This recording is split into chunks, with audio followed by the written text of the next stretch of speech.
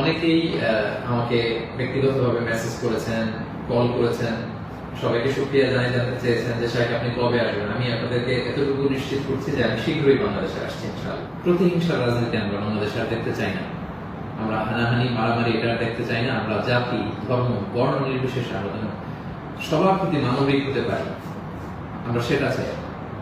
আমরা চাই মেরিটোক্রেসির ভিত্তিতে আমাদের দেশ চলবে। দেশের যতটি চাকরি দেওয়া হবে, পদায়ন হবে, যারা সচিব হবেন, যারা বিসিএস ক্যাডার হবেন, যারা সরকারি আমলা হবেন, প্রতিটা চাকরি যেন মেধার ভিত্তিতে হবে। Meritocracy should be the national policy of Bangladesh, our new Bangladesh, our new independent Bangladesh. আমি দায়িত্বশীলদের কাছে অনুরোধ করছি আমাদের ন্যাশনাল কয়েকটা পলিসি থাকা দরকার। সিঙ্গাপুরের 3-4টা জাতীয় পলিসির মধ্যে একটা হচ্ছে মেরিটোক্রেসি। রাষ্ট্রীয়ভাবে যেন ঘোষণা দেওয়া হয় যে মেরিটোক্রেসির ভিত্তিতে আমাদের বাংলাদেশ চলবে।